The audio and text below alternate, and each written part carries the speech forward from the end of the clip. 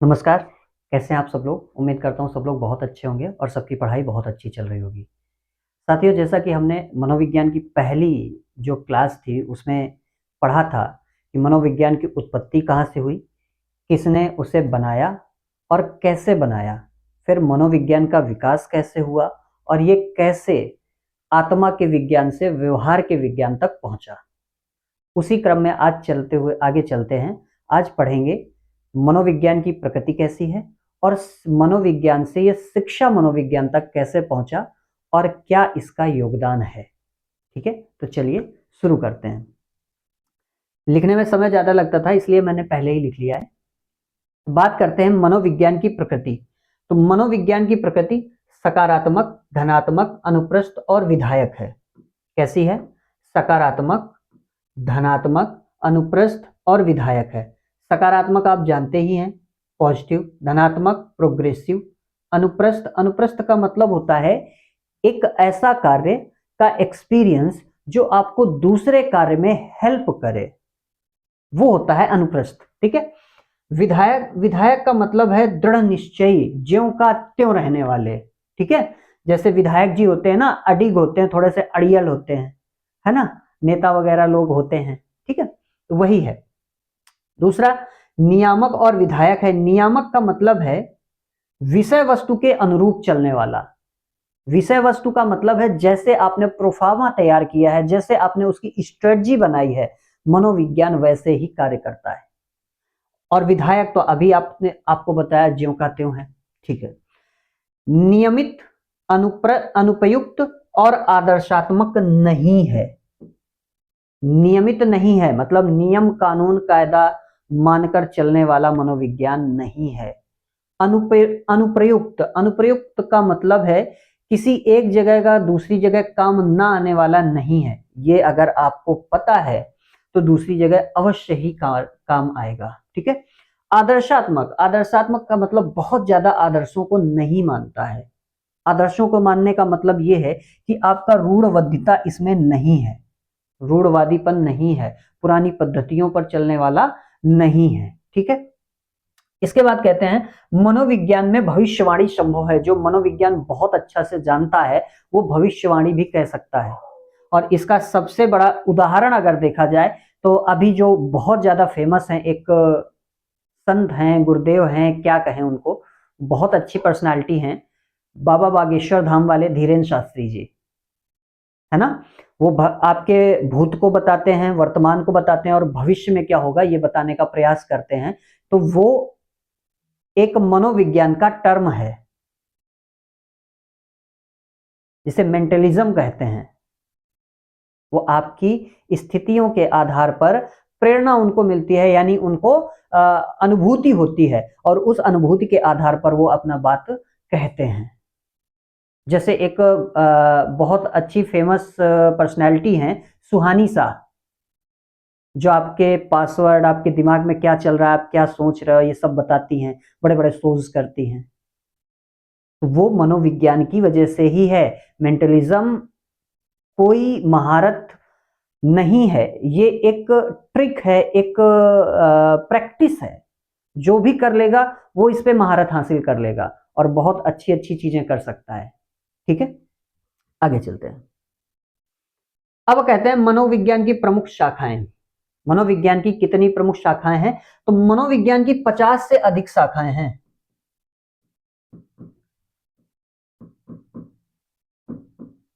मनोविज्ञान की अब तक 50 से अधिक शाखाएं हैं, जिनमें कुछ प्रमुख हम ये जानते हैं कि ये हैं। पहली है शिक्षा मनोविज्ञान। तो जब शिक्षा के क्षेत्र में मनोविज्ञान के सिद्धांतों, नियमों और शिक्षा का परिमार्जन किया जाता है, व्यवहार से देखा जाता है, तो उसे शिक्षा मनोविज्ञान कहते हैं। बाल मनोविज्ञान, बाल मनोविज्ञान आपका जन्म से, जन्म से 12 वर्ष तक के बालकों का, जन्म से 12 वर्ष तक के बालकों का अध्ययन करना, व्यवहार का अध्ययन करना बाल मनोविज्ञान कहलाता है। प्रौढ़ मनोविज्ञान, सॉरी, इसके बाद आता है किशोर मनोविज्ञान। किशोर मनोविज्ञान आपका 13 वर्ष से 13 वर्ष से 18, 19, कहीं कहीं पे 20 वर्ष। अलग अलग मनोवैज्ञानिकों का अलग अलग मत है इसमें, ठीक है, कि बालकों का, बच्चों का, या मान लो जो भी लोग आते हैं उनका अध्ययन करना किशोर मनोविज्ञान कहलाता है, व्यवहार का अध्ययन करना। फिर प्रौढ़ मनोविज्ञान, यानी कि 18 से मान लो तो 19, 19 से आगे चलते हुए कब तक, जब तक ईश्वर आपका ना अध्ययन करने लगे तब तक, है ना, ये प्रौढ़ मनोविज्ञान के अंतर्गत आता है। इसके बाद आता है मानव मनोविज्ञान, मानव के व्यवहार का अध्ययन करना, मानव के बारे में जानना, उनकी चीजों को समझना और उनमें सुधार लाना मानव मनोविज्ञान कहलाता है। पशु मनोविज्ञान, तो पशु मनोविज्ञान में एक चीज समझ लेना, पशु मनोविज्ञान के जनक थॉर्नडाइक हैं, ठीक है, आगे अभी आएंगे तो मैं बताऊंगा। मानव मनोविज्ञान, पशु मनोविज्ञान जो होता है वो केवल पशुओं के व्यवहार का अध्ययन नहीं होता है। पशु मनोविज्ञान में पशु और मानव के व्यवहार का तुलनात्मक अध्ययन करके फाइनल डिसीजन निकाला जाता है, ठीक है, ये ध्यान रखिएगा आप लोग। इसके बाद आता है परामनोविज्ञान। क्या आता है? परामनोविज्ञान। तो परामनोविज्ञान क्या होता है? तो परामनोविज्ञान वो होता है, इसे अतीन्द्रिय मनोविज्ञान भी बोलते हैं, अतीन्द्रिय विज्ञान भी बोलते हैं। अतीन्द्रिय मतलब हमारी इंद्रियां अति पर हों, है ना, यानी कि भूत प्रेत, भूत प्रेत, दूसरे लोक, दूसरे लोक पर जो लोग फंसे होते हैं उनका इलाज करने वाले मनोविज्ञान को परा मनोविज्ञान कहते हैं, ठीक है। जैसे एक मूवी आपने देखी होगी, मूवी आपने देखी होगी भूल भुलैया, अक्षय कुमार वाली, देखिए। उस मूवी में जो अक्षय कुमार का रोल होता है वो एक डॉक्टर का ही तो होता है ना, राजपाल यादव का नहीं, अरे बेटी पुष्पा, वो नहीं, है ना, कि वो सिंदूर लगा के और 2 अगरबत्ती यहां लगा के बैठ जाए, अरे बेटी पुष्पा कहां जा रही हो, वो वाला नहीं। भूल भुलैया में जो अक्षय कुमार का रोल होता है, जो वो सबका इलाज करता है, वो परामनोविज्ञान का ही डॉक्टर होता है, ठीक है। आगे चलते हैं। इसके बाद बारी आती है, हमें अब पढ़ना है शिक्षा मनोविज्ञान। शिक्षा मनोविज्ञान क्या है? तो शिक्षा और मनोविज्ञान, शिक्षा के क्षेत्र में, यानी कि सीखना अथवा सिखाना, और मनोविज्ञान व्यवहार का अध्ययन।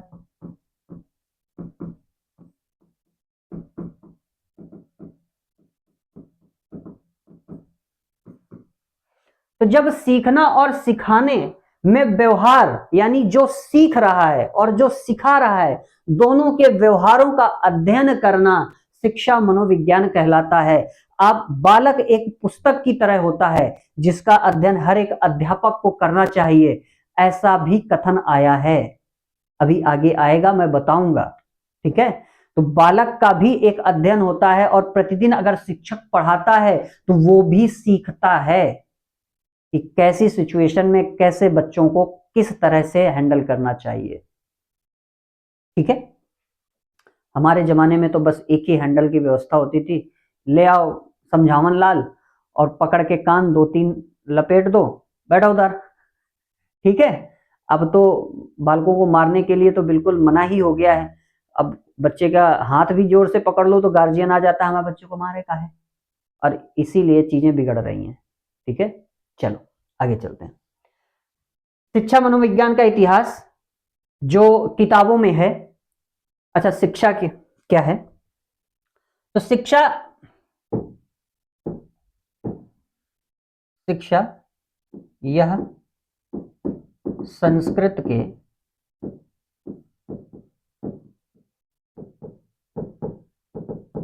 शिक्ष धातु से बना है,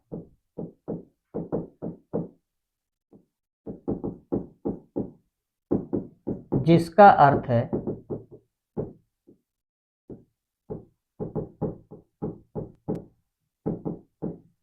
सीखना अथवा सीखना अथवा सिखाना। ठीक है, शिक्षा संस्कृत के शिक्ष धातु से बना है। ठीक है, जिसका अर्थ है सीखना या सिखाना। एक बात यहां पर समझ लेना, यह संस्कृत के शिक्ष धातु से बना है, अर्थात संस्कृत में इसका पहले विकास हो चुका था। हम भारतीय सबसे आगे हैं। इन लोगों ने, ये अमेरिकी मनोवैज्ञानिकों ने हमारे ग्रंथों को, अंग्रेजों ने हमारे ग्रंथों को पकड़ पकड़ के उसका निचोड़ निकाल लिया और उस चीज पे वो लोग रिसर्च कर गए, प्रयोग कर गए और आगे बढ़ गए।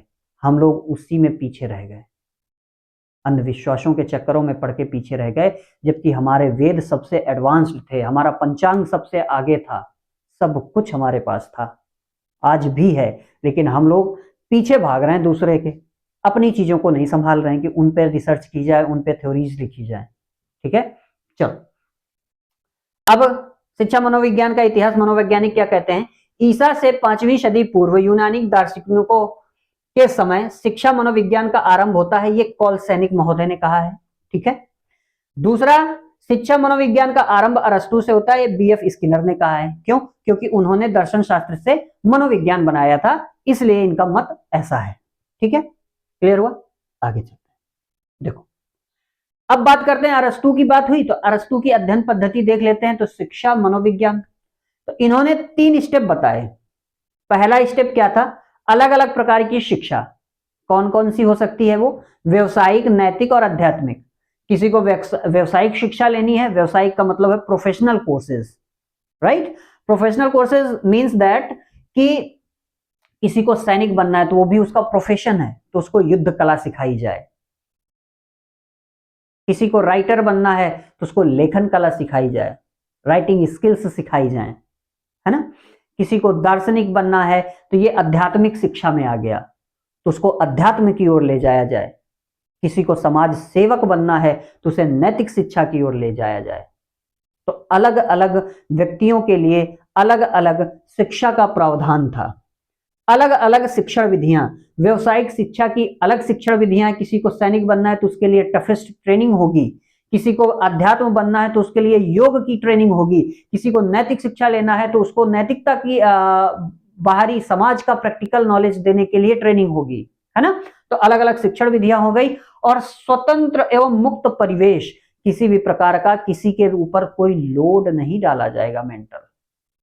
ये अरस्तु महोदय ने बहुत पहले कह दिया था, और आपको पता होना चाहिए अरस्तु हमारे ग्रंथों से बहुत ज्यादा प्रभावित था, बहुत ज्यादा प्रभावित था।